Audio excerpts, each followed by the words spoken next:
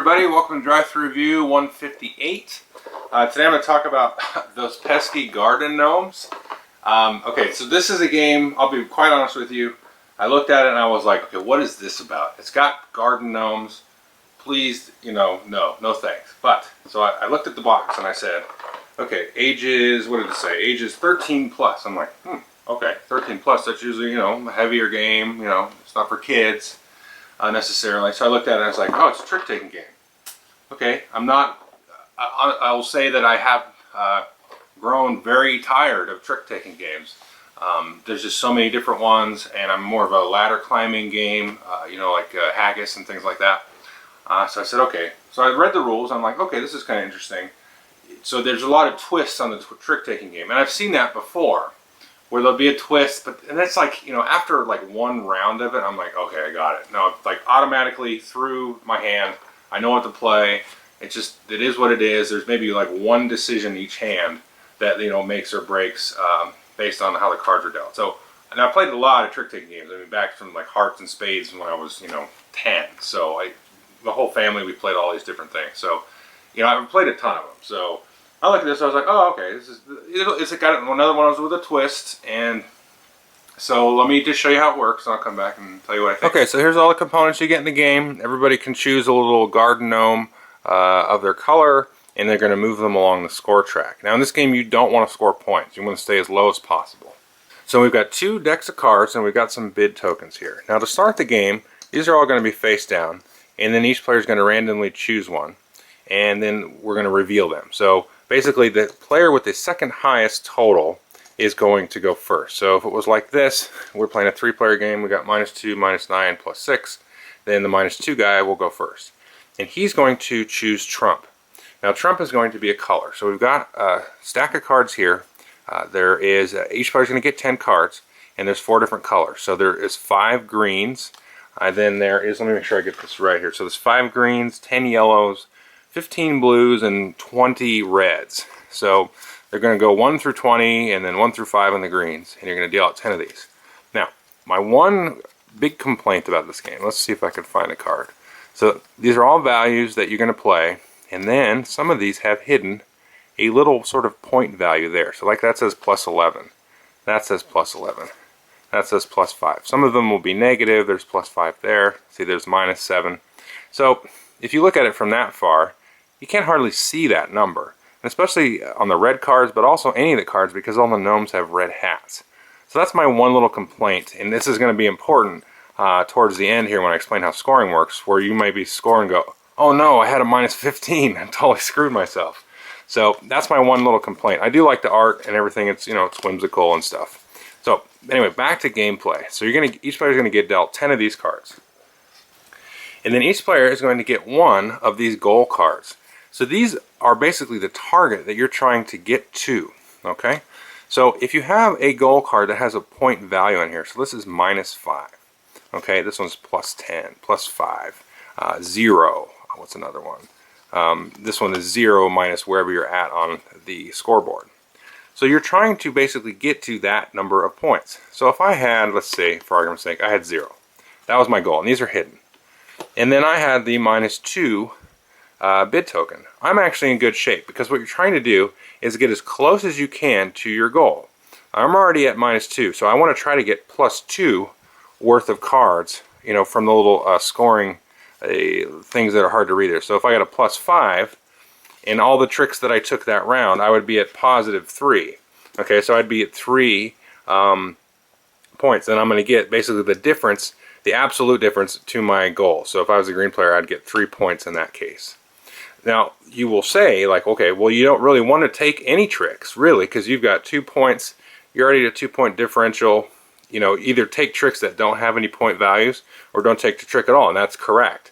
And that's really one of the neat things about this game, is sometimes you get a setup where I don't want any tricks at all, but your hand will kind of, lead you to want to have cards that win tricks, so you've got to play around that. So let's go over some of these goal cards here, and I'll explain how the tricks work. So if I'm at -5, that's pretty obvious. So if I was dealt the -5 and a -2 bid token, then I'm already at, only a net absolute difference of 3. So if I had a +10 and I got dealt the -9, then I would want to maybe start worrying about winning some tricks with some positive values for the numbers that are on the tricks, because I'm basically at 19 difference between plus 10 and minus 9. Now there are other goals here, like here, these ones here. So this one is basically I need to win 10 red cards. So if I've got 10 red cards, then I'm set. But if I win 15 red cards, then I'm going to be at a plus 5 differential. Now when you have a goal that is not a numerical target, it's one of these, then you ignore your bid token. Your bid token's not coming into play other than to determine, who the start player was. So like this one here is if I get 10 yellow and blue cards, so you'll combine those. What's another one here? So this one is half the cards. So basically you want to win half the tricks. So in a 3-player game you'll have 30 cards, and so you win 15 cards. And so if you won 18 cards, then you'd get 3, you'd be at plus 3 and get 3 points. So this one again, you don't include your bid token in your total, only when you have a numeric target. And then you've got one here, which is a little bit interesting. This basically means you have no goal. So your points that you score is basically this. So it's the absolute value of this. So if I got this and this, I'd score 2 points no matter what I did. I would just be trying to basically steal tricks away from other people, or make them win tricks if I could kind of read what their goal was. So how does the round work? Well, it's basically simple trick taking. Everybody gets 10 cards. Let's say somebody had said reds were trump. So I'll lead with the 10 of blue. Everybody else will follow suit. And if you have the color, you have to follow it. So the next player plays a 9 blue, and then maybe we get to another player who doesn't have blue, but he wants to trump it, so he'll throw in the red, trumps it, and takes the trick. And then you set it aside. And then you just play it basically 10 hands. You're going to take and then add any points that you may have gotten. Let's see if I can find one. There.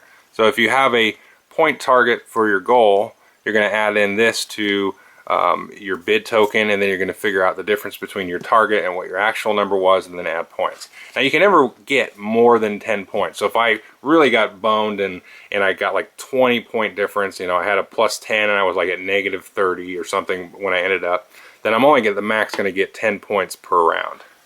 Now that may sound actually really random and stuff, but once you get to 10 points here, instead of just taking one random goal card, you're going to draw 2. And then you're going to choose to keep one. Now you get to choose that after looking at your hand and after looking at what your bid token is. So once you get past 10 points, you're going to get a choice of goal cards. Once you get past 20 points, you're going to get 2 goal cards and 2 bid tokens. So you can look at all those and decide which bid token kind of matches. So you can kind of set yourself up to be closer to, like in this case, if I had these 2 bid tokens and these 2 goals, let's say. Well, maybe I would throw this one back and throw that one back. So I'm only at 2 points, so I could really try not to get, tricks in that case. So you basically play the game until somebody gets more than 30. Once somebody goes off the track, then whoever is the lowest is the winner, in this case red. Okay, I hope you enjoyed the overview. Like I said, I'm pretty much fed up with trick-taking games, but I really enjoyed this one. I really like the random goals and the different sort of approaches people are going to take. A lot of times you're not going to want to win any tricks at all. A lot of times you're going to win a whole bunch of tricks. A lot of times 2 people are not going to be wanting to win tricks, so one of them has to end up winning tricks.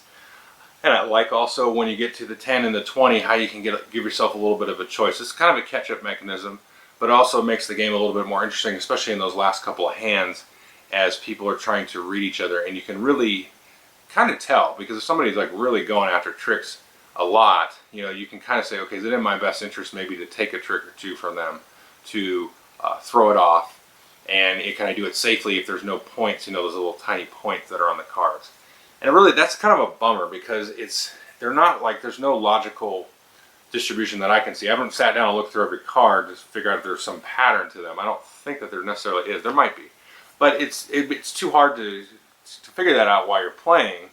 And it'd be nice if this were just a little clearer, because I mean, if I had it where I thought I was doing great, and I'm like, oh, I got a -7, okay, so that totally threw off my score. So that's a bummer. But I think as people learn the game, which is what happens with us, is we learned it. Okay, I know this one has that because I got screwed by it once, and that -19 is huge, so stay away from that one and stuff like that. So yeah, I think this is a very fun game. Plays 3 to 5 players. The nice thing with 5 players, though, is that you have all the cards will be in play, so you can kind of count on certain cards coming out. Whereas, you know, with less, you've got some cards that just aren't in the game.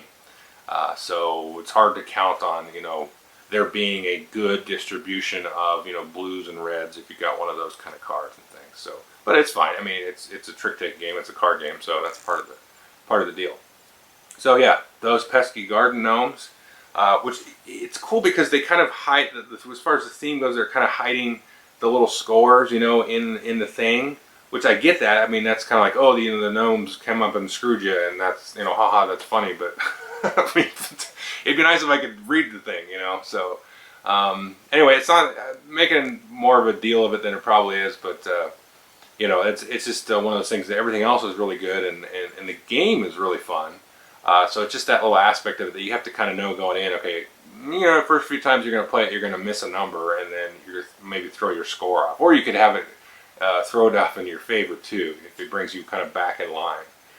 So anyway, yeah, take a look at this if you're burned out on trick-taking games like I am, but this one maybe will do it for you. So, thanks.